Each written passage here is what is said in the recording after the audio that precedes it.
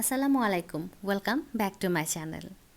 এখন দেখা যায় হঠাৎ করেই বৃষ্টি চলে আসে আর পরিবেশটাও একটু ঠান্ডা ঠান্ডাই থাকে। তো এই মুহূর্তে মজার ভুনা খিচুড়ি না হলে কি ডিনার অথবা লাঞ্চটা কি পরিপূর্ণ হয়? তো যাই হোক, আজকে ভীষণ মজার একটি ভিন্ন ধরনের ভুনা খিচুড়ি রেসিপি নিয়ে চলে এসেছে আপনাদের মাঝে। আশা করছি আপনাদের কাছে ভালো লাগবে। ভালো লাগলে অবশ্যই ভিডিওটিতে একটি লাইক দিয়ে দেবেন। তো খিচুড়ি রান্না করার জন্য এখানে আমি নিয়েছি 3 কাপ চিনি গুঁড়া চাল আর নিয়েছি হাফ কাপ মুগ ডাল। মুগ ডালটা আমি একটু ভেজে নিয়েছি, আর ভাজাটা আজকে শেয়ার করলাম না, আমরা সবাই ভাজতে জানি। আর সাথে দিয়েছি 1/3 কাপ মসুরের ডাল।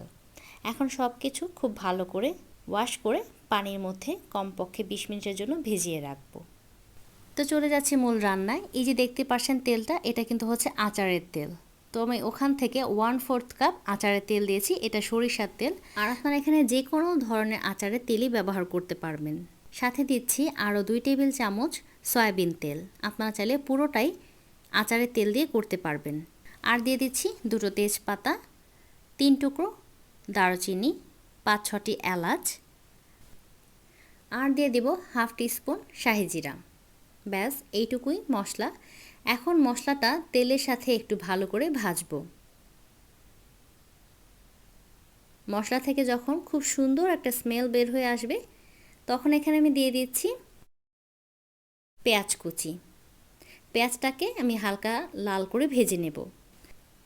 পেঁয়াজটা যখন খুব ভালো করে ভাজা হয়ে যাবে, তখন এখানে আমি দিয়ে দিচ্ছি 2 চা চামচ আদা বাটা আর 1 চা চামচ রসুন বাটা। একই সাথে আমি দিয়ে দেব 1 চা চামচ হলুদের গুঁড়া আর 1 চা চামচ লাল মরিচের গুঁড়া। মরিচের গুঁড়াটা আপনারা চাইলে কম বেশি অ্যাডজাস্ট করে নিতে পারেন। দিয়ে দিচ্ছি স্বাদ মতো লবণ আর সামান্য একটু পানি অ্যাড করে দেব। এখন মশলাটাকে খুব ভালো করে কষাবো। মশলাটা যখন খুব ভালো করে কষানো হয়ে যাবে, সে পর্যায়ে এখানে আমি অ্যাড করে দেব ভালো করে ধুয়ে রাখা চাল ডাল। এখন চাল ডালের সাথে মশলাটা খুব ভালো করে মিক্স করে নেব। আর চুলার আঁচটা অবশ্যই এই পর্যায়ে মিডিয়াম করে দিতে হবে।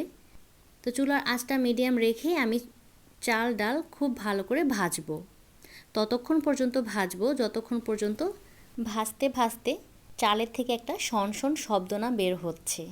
দেখতেই পাচ্ছেন চালটা খুব ভালো করে ভাজা হয়ে গিয়েছে। তো এই পর্যায়ে আমি পাশের চুলায় গরম পানি করে রেখেছিলাম, সেখান থেকে আমি দিয়ে দিচ্ছি প্রায় 7 কাপের মতন গরম পানি।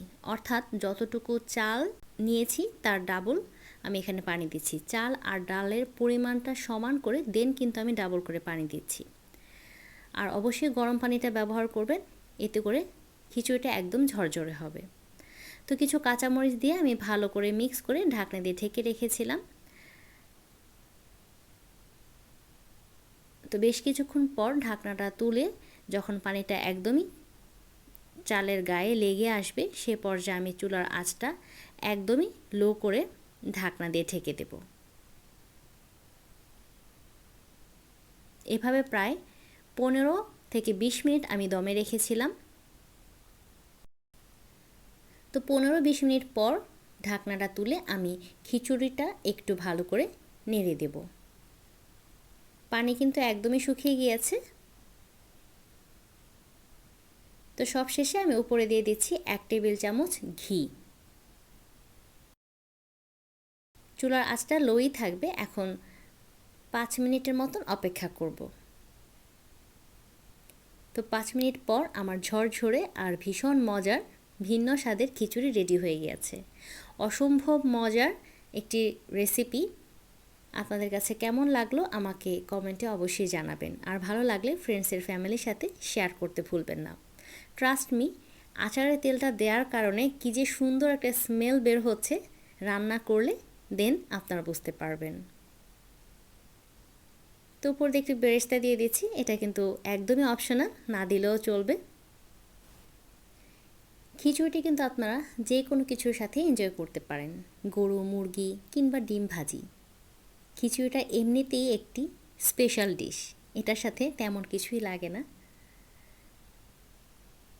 তো বলে রাখি, যারা চ্যানেলটি এখনও সাবস্ক্রাইব করেনি তারা প্লিজ চ্যানেলটি সাবস্ক্রাইব করে দেবেন। কারণ আপনাদের সাপোর্ট আমাকে অনেক বেশি ইন্সপায়ার করে।